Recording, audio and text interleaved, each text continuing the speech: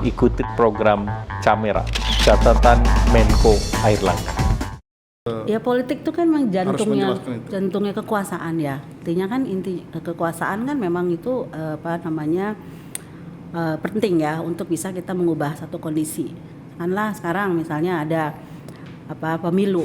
Kita melihat pemilu itu kan bisa banyak perspektif. Satu, kalau ditanya apa sih pemilu? Bisa pemilu adalah kedaulatan rakyat. Oke, itu kan normatifnya. Pemilu adalah proses di mana rakyat memberikan suara kepada yang dipilihnya untuk kemudian menjadi pemimpin. Tapi ada juga bisa pemilu sebagai transaksi politik.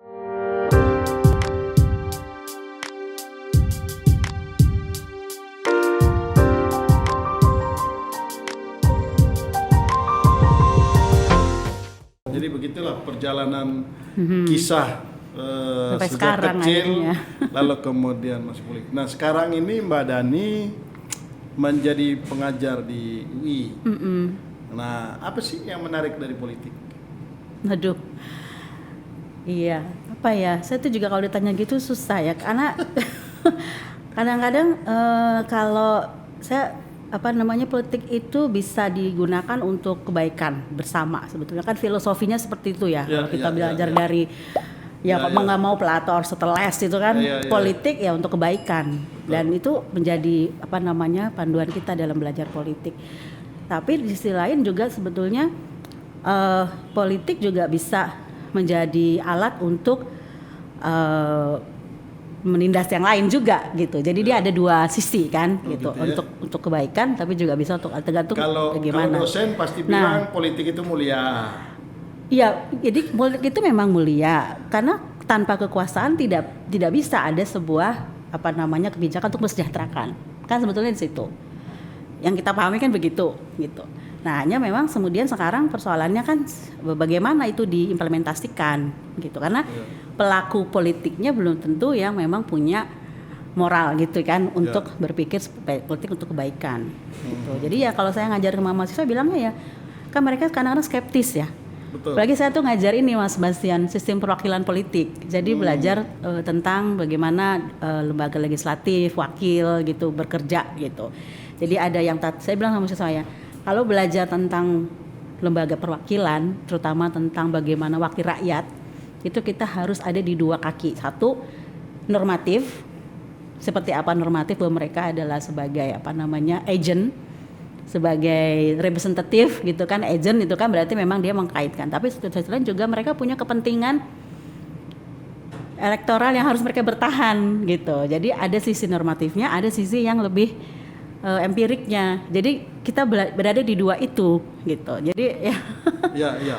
Nah memang kan politik itu juga bagi sejumlah orang katanya ini politik ini menarik. Kalau sudah masuk ke politik susah keluarnya. Tetapi dunia politik ya. Ya, masuk dunia politik maksudnya dalam politik praktis. Tapi ada juga stigma yang mengatakan politik itu kotor. Politik itu jorok gitu. Politik itu penuh intrik. Nah itu bagaimana Mbak Dani karena kan dalam proses belajar mengajar itu kan pasti hal-hal seperti itu muncul dong dari anak-anak kan? Iya. Itu bagaimana? Ya politik itu kan memang jantungnya kekuasaan ya. Artinya kan inti kekuasaan kan memang itu penting ya untuk bisa kita mengubah satu kondisi. Kanlah sekarang misalnya ada pemilu. Kita melihat pemilu itu kan bisa banyak perspektif. Satu, kalau ditanya apa sih pemilu? Bisa pemilu adalah kedaulatan rakyat. Oke, itu kan normatifnya. Pemilu adalah proses di mana rakyat memberikan suara kepada yang dipilihnya untuk kemudian menjadi pemimpin. Tapi ada juga bisa pemilu sebagai transaksi politik gitu. Kan bisa juga begitu. Ini ada sisi yang lebih bilang kedaulatan, tapi gimana cara rakyat yang memilih ya gitu. Dengan cara apa rakyat memilih? Bagaimana mereka memilih? Transaksional. Misalnya, jadi melihat pemilu sebagai satu transaksi politik. Tapi transaksi politik ini kan juga bisa dimaknai yang positif atau yang negatif. Semua politik ada transaksional. Jadi kita juga nggak bisa bilang politik itu nggak bisa. Politik itu ada transaksi. Ada yang transaksinya programatik, dalam bentuk program, dan itu tentu saja oke. Iya, kita harus transaksi menegosiasikan. ya kan? Iya. Nah, Itu tapi ada juga transaksi yang memang jual beli suara, jual beli, pakai vote duit, buying, ya, bias vote buying. partisan. Jadi menurut saya ya itu harus jangan kemudian kita bicara di level yang ideal gitu loh. Artinya kedaulatan rakyat, ya kedaulatan rakyat itu kan memang kita itu rakyat memerintah. Tapi how-nya yaitu rakyat harus bisa mentransaksikan kepentingan dia gitu. Nah itu yang kita juga ajarkan ya, misalnya mahasiswa melakukan demonstrasi, berarti kan ada kepentingan yang akan disampaikan. Nah gak usah jauh-jauh misalnya uang kuliah aja deh gitu ya, kita misalnya nih uang kuliah kok naik terus nih gitu kan, padahal kemarin padahal covid nggak masuk ke sekolah tapi kok tetap naik misalnya gitu ya, macam-macam lah. Nah itu kan ada kepentingan yang harus disampaikan, ada pihak yang untuk merespon itu. Nah ini kan the powernya kan pihak yang merespon ini. Betul. Nah jadi politik adalah bagaimana dua kepentingan ini bertemu gitu. Makanya saya bilang, nah di sisi lain juga ada yang mengatakan tadi politik adalah cara memperoleh kedudukan, kekuasaan dengan taktik tertentu gitu. Nah di situ ada aktornya kan, berarti ada partai politik, ada pelaku orangnya gitu, yang itu barangkali yang kemudian mengatakan bahwa ini kotor gitu, ini yang tidak sebaiknya gitu. Tapi kalau kami sekarang sih sudah nggak usah lagi deh bicara politik itu kotor, kita butuh politik. Oke. Untuk mensejahterakan itu harus ada politik gitu. Tanpa ada politik kan bagaimana kita bikin kebijakan kayak sekarang? Bagaimana melahirkan pemimpin yang? Iya, bagaimana melahirkan pemimpin. Kita ya seperti melihat partai juga kan Mas Bastian. Dulu kita bagaimanapun kita mengkritik partai, tapi di sisi lain kan kita juga harus membangun partai, membangun. Sekarang maksudnya membangun dari dalam atau membangun dari luar. Bagaimanapun institusi demokrasi ya masih dia. Ada masih partai politik. Ada pemikiran untuk mengatakan kayak representasi selain wakil aja deh, nggak usah pakai ke DPR. Tapi kemana? Ya, betul. Kan legitimasinya Betul. tetap ke DPR juga atau ke wakil rakyat juga. Nah, jadi alih-alih kita juga harus bisa kemudian membangun itu institusi politik yang lebih demokratis, adil dan setara itu. Nah, Mbak Dhani melihat partai politik kita sekarang ini sampai sejauh ini Mbak Dhani ikuti betul ya. Bagaimana so far Mbak sih. Dhani mengevaluasi partai politik kita sampai saat ini?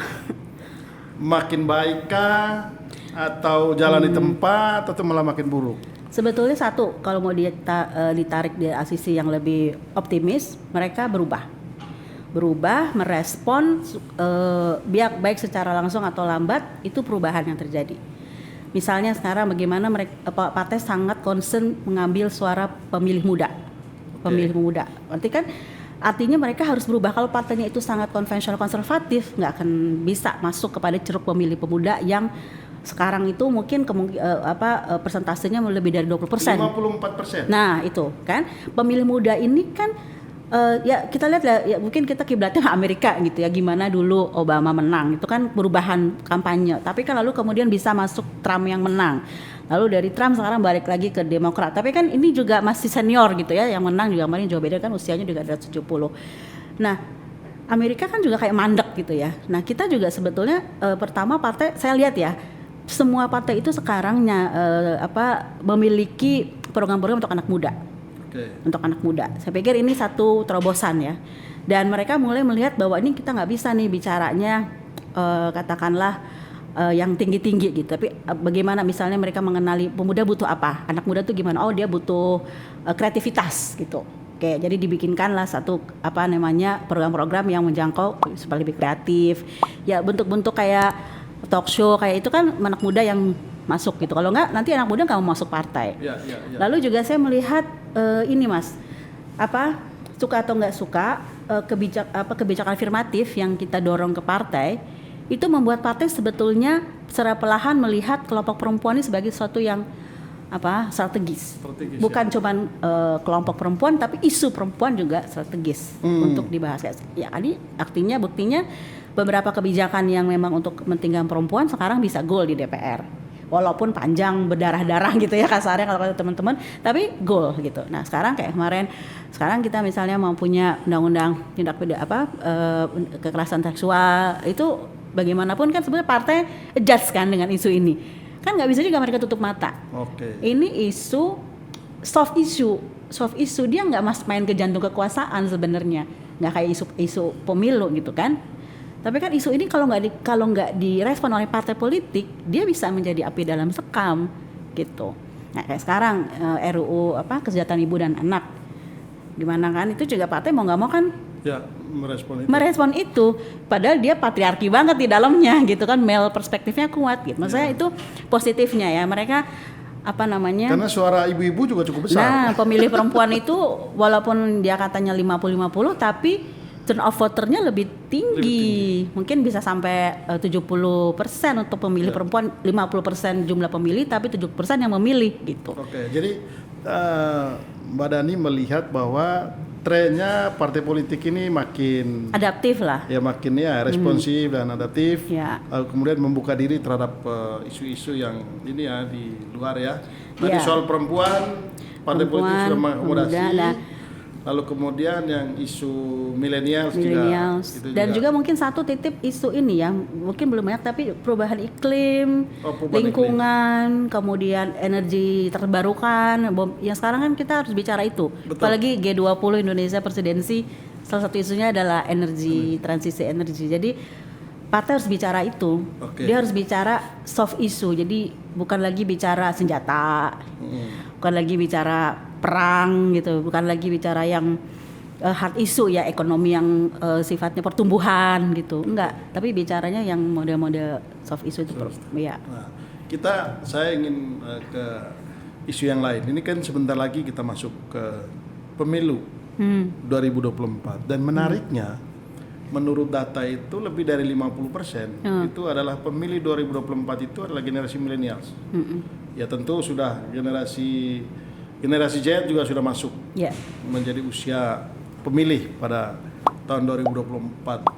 Nah, bagaimana Mbak Dani melihat peran millennials ini? Mereka menentukan. Tapi apakah generasi millennials ini melek politik, mau terlibat dalam pemilu 2024?